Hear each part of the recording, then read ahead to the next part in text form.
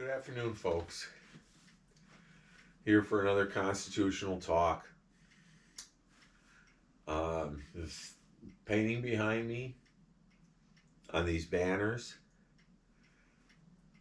was done by Howard Christie in 1940. It hangs in the Capitol building today. Now, it was damaged in '67 and has been repaired. It's the signing of the Constitution. There are 40 men in this painting. There were 55 originally given the job to go and redo the Articles of Confederation. Their job was to amend it. That was the original purpose, but it was completely changed once you got into the Constitutional Convention. In the first panel over here, you have George Washington looking over the group. You have seated, you have Robert Morris, the financier of the Revolution. Above him, in the spectacles, is Wilson. Wilson was a Supreme Court justice. In the second panel, here seated is Benjamin Franklin. Immediately to his right is Alexander Hamilton. To his left is James Madison. James Madison's the father of the Constitution. Above Alexander Hamilton, you have Gouverneur Morse, seated just above and slightly to the right of Hamilton. He wrote the preamble to our Constitution. He's known as the penman of the Constitution. Now, the preamble goes, "We the people of the United States, in order to form a more perfect union, establish justice, ensure domestic tranquility, provide for a common defense, promote the general welfare, to secure liberty to ourselves and our posterity, we do ordain this Constitution of the United States of America." The beautiful words, but the real question is what are we talking about here? What do they mean? Well, we the people in a world of kings, queens, and tyrants is quite a revolutionary idea. To concern yourself with just the common man in order to form a more perfect union. See, after the Declaration was signed, we formed a constitution called the Articles of Confederation. It was a fairly weak document. It gave sovereignty to all the states, and it was difficult in Congress to get money from the states because in order to get money, there was no hammer to force them to pay up. And so we had kind of a weak national government, if you want to call it a national government, because it was kind of a federalist. It was a federation of states, basically. That's kind of what your Articles of Confederation were like. And if it were to continue, we would have been like Europe is today with a whole bunch of different countries instead of the United Colonies becoming states and becoming the United States. So we the people, in order to form a more perfect union, to establish justice. So what's that all about? Well, basically, it's Article 3 of our Constitution. It goes into setting up a Supreme Court and what they call inferior courts. Now, inferior courts are just lower-level federal courts. They aren't your state courts. And originally, our Supreme Court justices, they traveled around doing circuit court duty. Okay, and when you get to the amendments in 4 through 8 and demanding a trial by jury and you're innocent until proven guilty and all this, because originally, if you went by England's common law, you were guilty till proven innocent. So we've turned that on its head here in order to have a fair and blind judicial system. and that justice is blind. That's the whole that is the whole idea behind our judicial system. We have defense.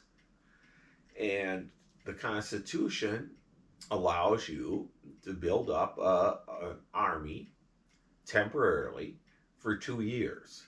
So each 2 years, you have to have the Congress reallocating funds to pay for the continuation of the Army. The Navy's not that way. The Navy is kind of a continuing thing. It doesn't state that they can that they have to redo it every 2 years. It doesn't say they can only finance a Navy for 2 years. Clearly, they saw a Navy as much more important to defense of the Republic. After all our enemies would come by ship. So, we the people, in order to form a more perfect government, establish justice, ensure domestic tranquility.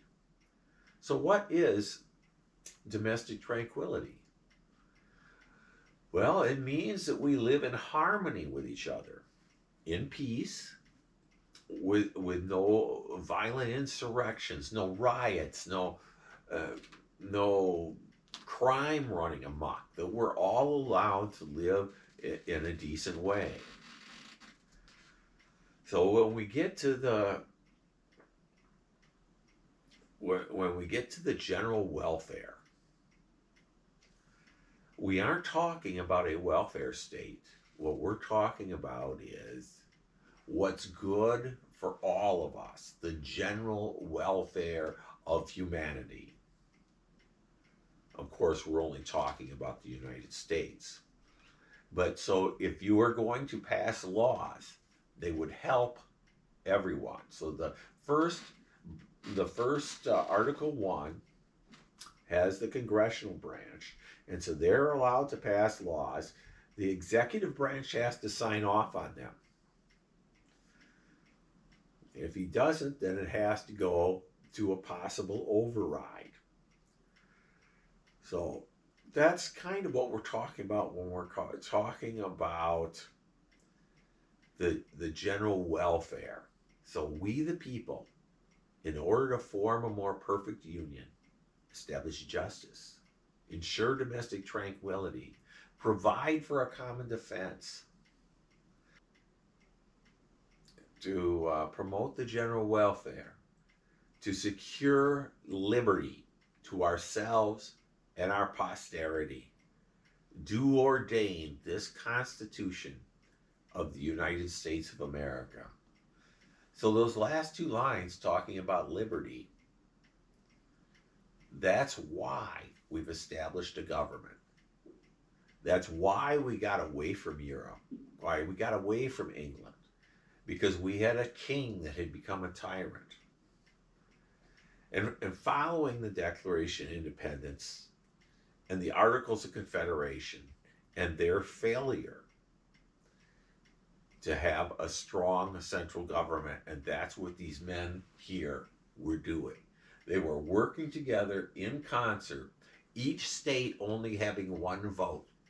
So you had a group of men from each state, and they only had one vote amongst them, the same way the Continental Congress operated. Coming out of the convention, we had two systems in the branches, one by state, with two senators being able to, each having two, so each state had two votes. They were to represent the states, and Congress was to represent the people, and that's why the House of Representatives is by population. The Senate is by state. So we put the two pieces together and worked for a better government. Once it was approved, and a constitution is like a blueprint. Okay, so Washington took this blueprint once he was president, and he went about filling positions like nominating people for the Supreme Court. He worked to set up the government that they had asked for. The elections set up the Congress, and he was elected but he was setting up a new government. The preamble gives us a line about what is to come in the document. And when Governor Morris wrote this preamble up, it helped to set a tone for what the rest of the document would be. The Constitution is our main law of the land, and it's a very important document. And as we go about discussing the different documents from the Declaration to the Articles of Confederation, the petition to the King, and things of that nature, we're going to discuss our founders, Samuel Adams, John Jay, and others. Samuel Adams and John Jay are not pictured here. Samuel Adams was active with the Declaration process. Jefferson's not here because he was in France as a diplomat at the time of the convention. So you see, all these things come together and talk about our founding and the principles of our government. And it's important to understand our Constitution in order to understand the kind of government we're supposed to have. And that's what I'm trying to do here, is to show what should be and what is, and to show that original intent of what our founders wanted was an important thing. So I just want you to understand that as we continue. And I'll be happy to head for another talk shortly. I'm going to do about one a week. What I'd like you to do is click the subscribe button so that you don't miss any of my talks. And feel free to comment below, and we'll get back to you. And any questions that you might have. So I think that's it for today. And I hope to see you next week. Have a good day.